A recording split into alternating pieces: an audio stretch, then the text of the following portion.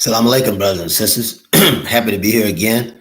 Talk about Khalid Abdul Muhammad and talk about the chronology of the things that happened to Dr. Muhammad. And again, we must learn. It's important that we learn about these things because if we don't learn, this is when the trouble take place. So we have to learn, we have to be steadfast, we have to be unmovable.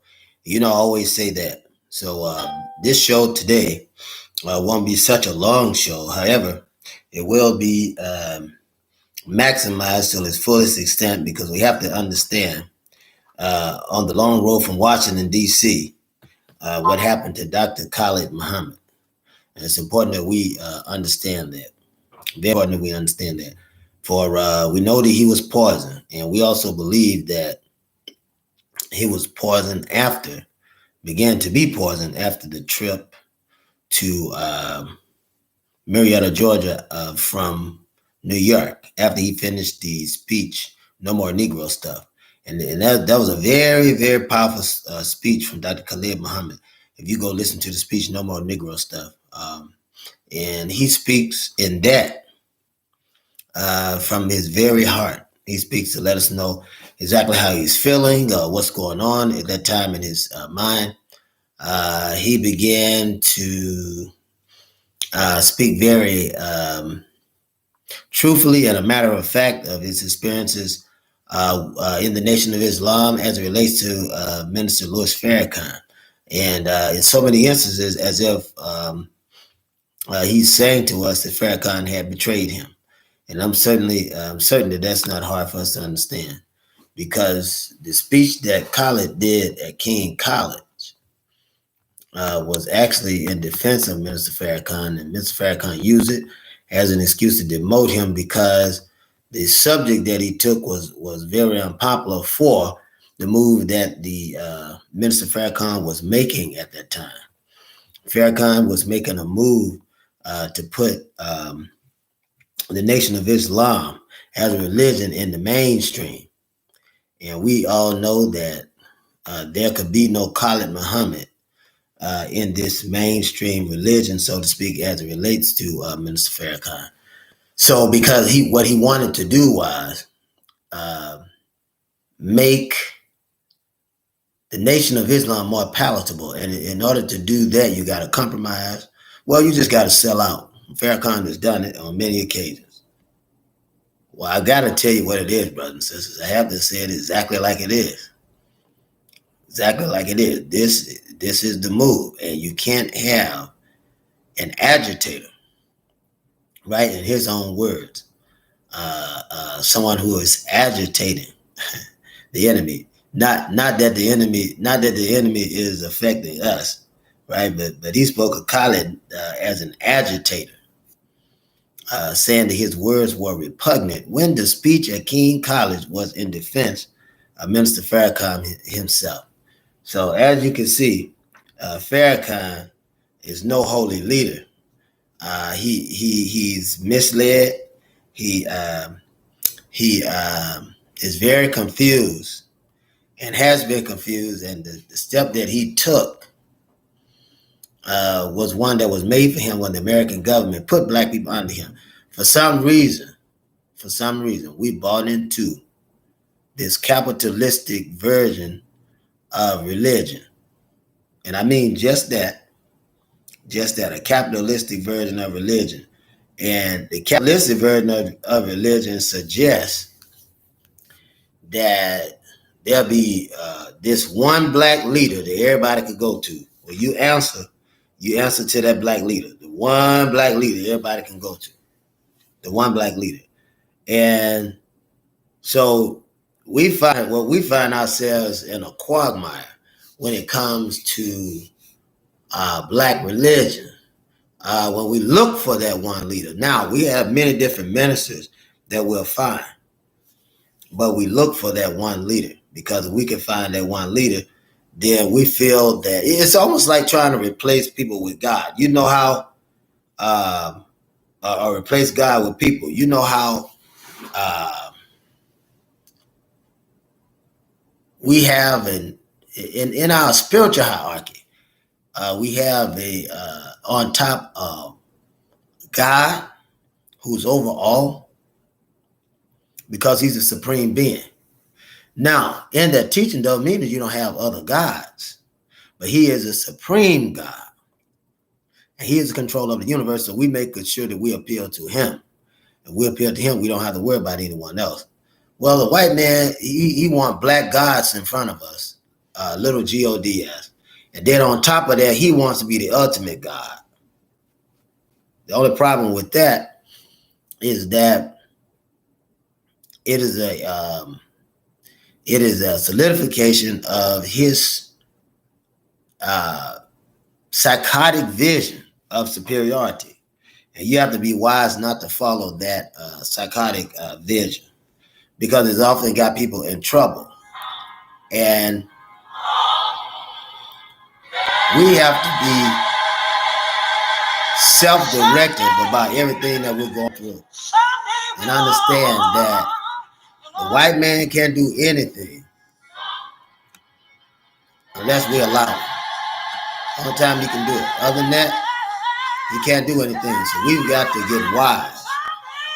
We've got to get wise today. We got to do that. Brothers and sisters, don't forget that we have in our organization, we have products that you can purchase. Don't forget that. This is how you support the movement. Products that you can purchase. This is how you support the movement. African-centered psychiatry and medicine, and also we have holistic practitioner. So I'm putting this in the chat section, so you'll have it. I think it's very important.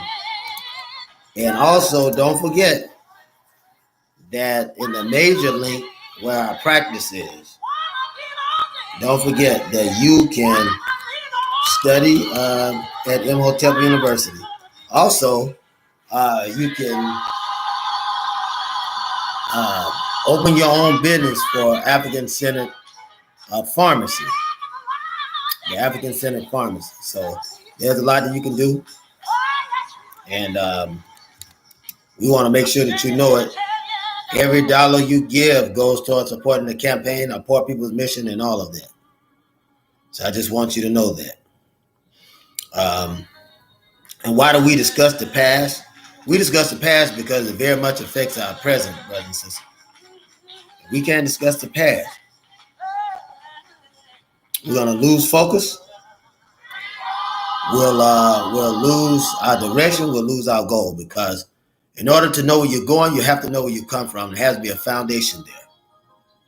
It has to be a foundation. Those things that we are born with, those things we come up with, those things that are major building blocks to us will help us in our future.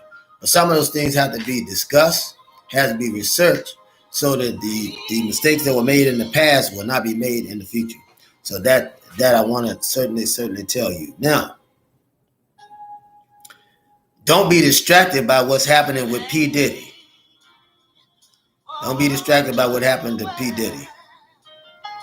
Okay, because what we have to understand is that is a distraction to keep us away from researching ourselves and discussing something that will help us in the future. God is turning this planet over to us.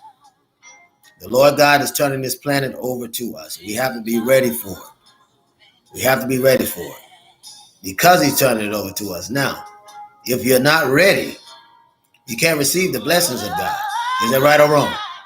And God has fixed it so we will be put back into the place that he put us earlier in our existence, to be able to use, to outset, to demonstrate the power of God. So we have to be wise. We have to be steadfast. We have to be unmovable, right? We have to be convinced, because I know that God is the way. I know that God is the way. And I know that you know that God is the way. Yeah, you know it. You just let the white man, your friend, discourage you and get you off your direction. You have to understand that there's no such thing as the white man loving you. It doesn't exist. It doesn't exist. And we shouldn't have to keep having the same experiences. I'm just saying. White privilege is one of the trinkets of racism. One of the trinkets of racism. But what we got to do is we got to stop allowing the white man to use us to kill one another, right? So on this long road, we're still talking about Dr. Khalid Muhammad. How he's assassinated. On the long road from New York to Marietta. And we have to understand that. When he came from New York, went to Washington, D.C., to Marietta, Georgia. He was flanked. He was flanked by Hashim Mzinga and Malik Zulu Shabazz. I'm just letting you know what's going on, brothers. There's a man named Mark Franco Cole who spoke to Malik about 30 days before Dr. Khalid is dead. About 30 days, January the 18th, 2001, and he was asking Dr. Khalid, this reporter who was a friend of Malik Zulu Shabazz, who wrote this great article on Malik Zulu Shabazz. He came and asked Dr. Khalid who would be his heir apparent. I want you to hear me, brothers and sisters. And Khalid understood what was going on. He knew that everything was down to the wire. So he said, I don't have a successor. He said, God can raise anybody, and that's true. Brothers and sisters, we got to think in that term. Lots of times, we'll turn our life and our destination over to the enemy, not being concerned and not thinking about the question that he's asking us. And here's the thing. We don't guess that the white man is the enemy, but we know that he's the enemy. And how do we know?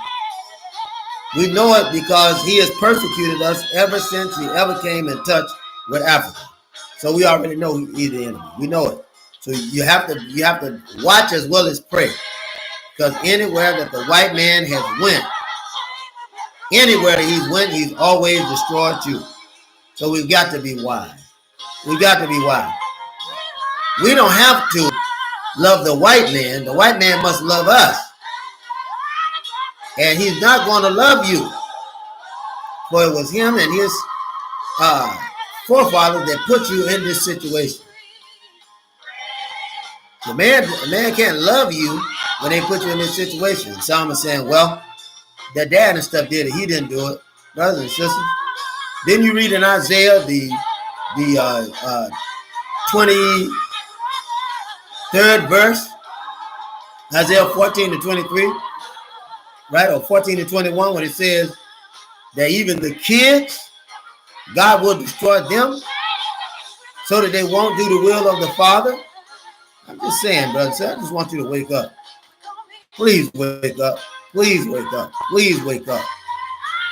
That's my desire, my prayer, that you will wake up and see what's going on in front of you. I pray to Almighty God that you would open your eyes and see. I feel like Jeremiah.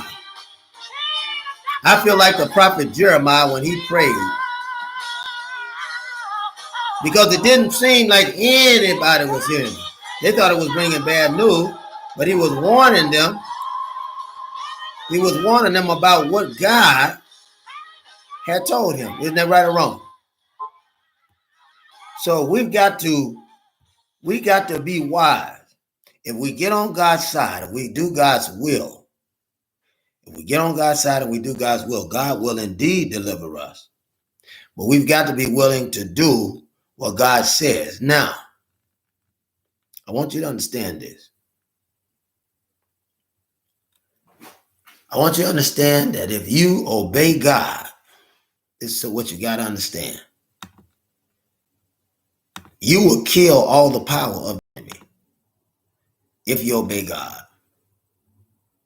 If you obey God, you would literally destroy all the power of the enemy because it changed your perspective. It changed your thought pattern. You won't be concerned about lust of the eye, lust of the flesh, and depravity of life. Because that leads people to suicide or homicide. In other words, it leads you to kill yourself or kill someone else. for fame, fortune, glory, or something, even vain glory. You understand, brothers and sisters? So we got to be wise today. We have to follow God. God is waiting on us. God is waiting on us. He's waiting on us. See, God don't have to get on your side. You got to get on God's side. But the good thing is he's waiting for us. God is waiting for us today. And if we get on this side, he'll deliver us. Now, it's hard to believe and hard to accept that brothers and sisters would assassinate one another for money, fame, and power. That's hard to believe, but that's a fact of reality. And as a result of it, we got to stop killing one another. Now, the two brothers that were with Dr. Khalid was Malik Zulu Shabazz, otherwise known as Paris Lewis, and Hashim Mzinga, otherwise known as Steve Washington. Well, I'm just letting you know who they are because they're agents. And the concentration in the system, poison, that's some poison that can't be retraced, can't be traced and can't be retraced. The concentration of the poison in the system was of such nature that it had Dr. Khalid thrown up.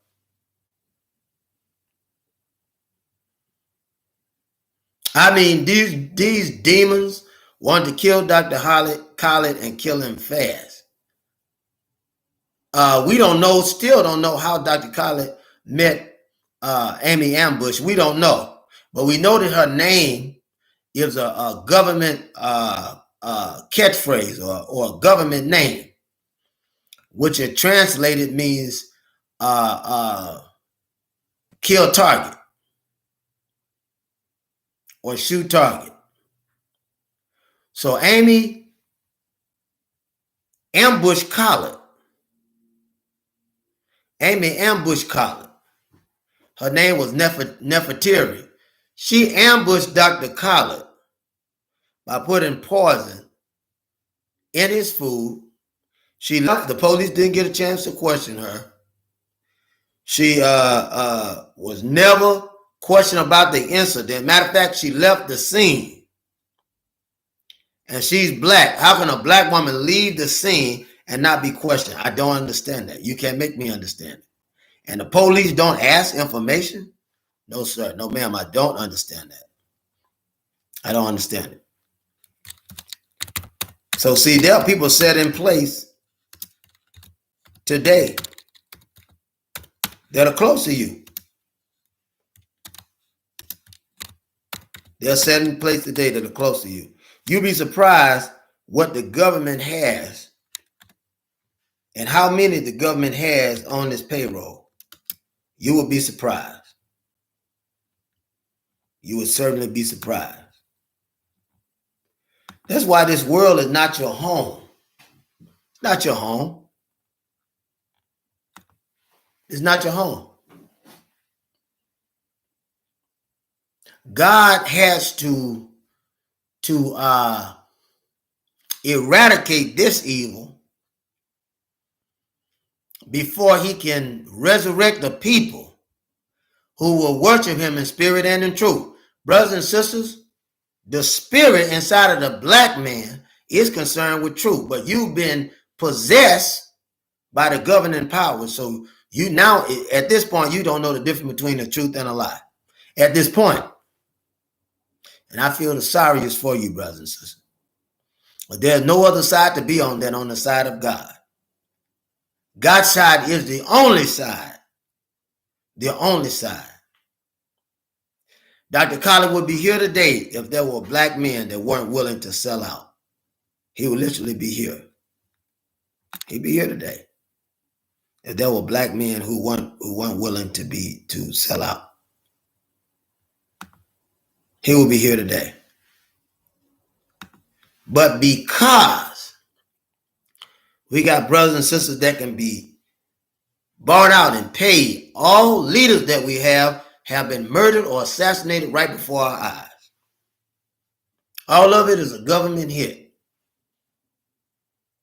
All of it is a government hit. My fear today. My fear today is that we won't be ready. We have to be ready to receive what God is turning over to us. God would deal with the enemy, but you got to be ready. I used to wonder why Dr. Khalid, when he knew that these brothers was devils, and no ifs, ands, and buts about it. He knew these brothers was devil. I just wondering what was going through his mind. But he's never been a man that'll run away from any fight. Dr. Khalid wasn't like that. He was never a man that operated in fear. But I was wondering, and I remember him telling me that I keep my enemies closer. Keep my friends close, but my enemies closer. In other words, I need to know everything they're doing, and in the course of this investigation, decide how I'm going to maneuver. He wouldn't allow us to say anything about what he had told us. He gave us all a plan. He was wise. He didn't let everybody know all the connections that he had. But the fact that he was so organized infuriated white folks. And here's the reason. Here's what happened. And you have to know this, brother and sister, that the House of Senate and the House of Representatives voted to put a muzzle on Dr. Khalid. So Dr. Khalid couldn't even speak. They didn't want him speaking. So they put a muzzle on him. First time it's ever been done in history.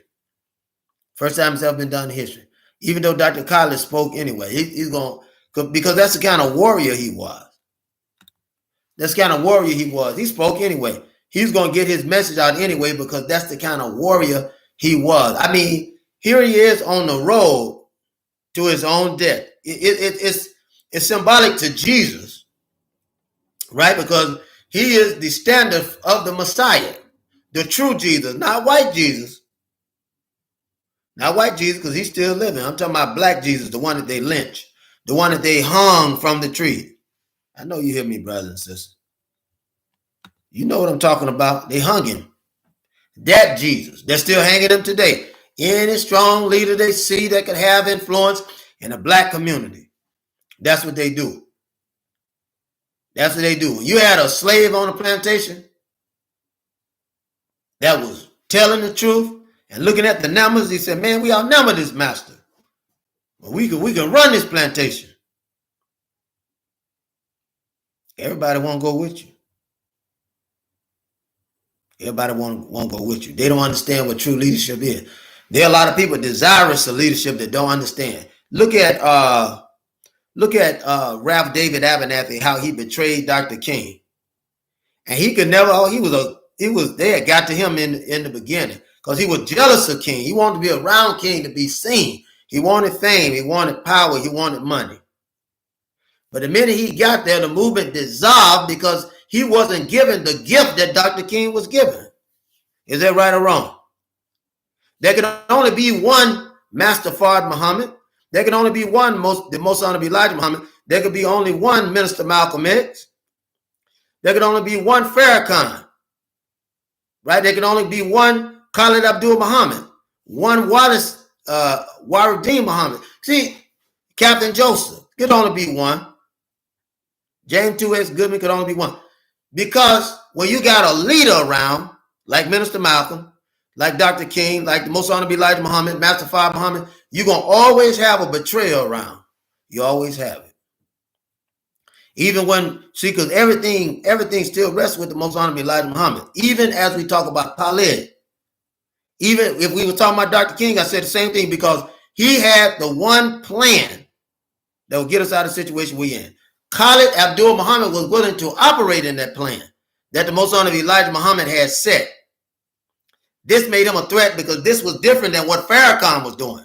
Farrakhan is not making any jobs. He hadn't built any housing division. He wasn't creating a savings and loan. He wasn't building up and increasing the supermarket, the people's supermarket. Farrakhan wasn't doing that. Quite the opposite. So who would have benefited from a dead Dr. Khalid Abdul Muhammad? Who would have benefited on this long road? Who would have benefited? Mark Franco Cohen and his actions and the funny moves of Malik Zulu Shabazz suggest that he would have benefited from the death of Dr. Khalid. Hashim Mzinga would have benefited from the death of Dr. Khalid because him and Shabazz was in cahoots. I'm just saying. It's time out for us to be biting our tongue. Just like Puffy. Everybody knew that Puffy was killing people. Why in God's name and in glorious heaven would you continue? These are rap star artists. All of them are guilty of the blood that Puffy shed because they knew about it. And for one thing, they would not stop the killing. I'm not talking about ratting to the police. I'm talking about dealing with it. It's a shame, brothers and sisters. If we don't protect our community, nobody will. And we have to protect our community from black evildoers as well as white evildoers. We got to do it. We have to do it. God is calling us out to do just that. We got to do it. See, this segment is not going to be strong, but it must be long. Because you have to understand, or rather it's not going to be long, but it must be strong. You have to understand that there are two kinds of people in the world. There are those that will sacrifice to live. And there are others that will sacrifice so that all may live. Right? So the goal should be life. The goal should be building up the black community. The goal should be to bless, right? To set blessing and to bless and to incorporate blessing, right? For the people of God, that we all may coexist and exist together. Then you have those that are selfish. You have some selfish people in this world. Oh, yes, you do. You got some selfish people in this world that will kill you for nothing. Some of them will take you out for vainglory. You have to understand that. Some of them will make legitimate mistakes, and but the federal government and the state government would infiltrate to try to bring down someone they feel is a threat to their society. You have to understand that. You got to understand it. So what is our job? Our job is to learn to be servants and not to attack those that God have put over us, in front of us, that we may have a right to the real tree of life. We'll never have that right with the white man here. You'll never have that right with certain betrayers, demons that the white man used to kill our black leaders. Brothers and sisters, we've got to stop doing this. I can't imagine how long the road was for Dr. Khalid. I just can't imagine how long that road was. To be sitting in between two people you know, beyond a shadow of a doubt, is hired by the government to take your life. Literally hired by the government to take your life. It's a shame. It's a shame. But you got people that do that. If the government said kill you, they'll even kill you. They'll pay them that little money, little bitty money. The long road from Washington, D.C. to Marietta, Georgia. While on this road, Dr. Khalid is being poisoned unbeknownst to him, because he had already had the information that he needed to make sure that these evildoers were dealt with.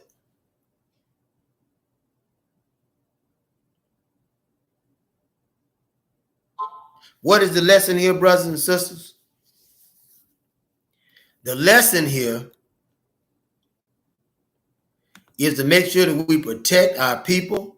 We make decisions to protect our community. We make decisions to protect our culture, race, and relation, our norms, our folkways, our moral ways, that we learn to protect one another, and that nobody should be able to encourage us to commit evil or any crime on anyone that we love. And for us to not commit any kind of crime that would be grievous or egregious to anyone. Because God has not given us this spirit. We're not killers. We're lovers of man. We're lovers of creation. We're the caretakers of this civilization. But we got to wake up. We can't do evil and expect a fresh start. And here's something ironic, even with the new Black Panther Party and quote unquote inheritance of the new Black Panther Party. There are other agents that have come through. Since the earlier two that were spoken, there are other agents that have come through and have done nothing with the organization. They're literally at a stalemate. While they could be in the community, getting building projects to build up a suffering community, they've already did what they set out to do. That's when you know an agent. He'll do his job, what he set out to do, and then after that, he don't have any direction. None whatsoever. And they'll try to break you down. Try to break you down, brothers and sisters. See? Because if I can make you disturbed about what you're doing or what you should be doing, if I can disturb that, then I got you. If I can get in your way, right? If I can get in your way and take your eyes off the ball, your eyes off the prize, then I'll run you. I'll rule you. So we got some decisions to make. You and I have a decision to make. Are we going to follow God? Or are we going to follow the devil? See, because the road of that kind of road, and the road of that confusion, road of that magnitude of confusion, there's a long road. Golgotha was a long road. Right? Because by that time, Jesus knew what Peter had done, what Judas had done.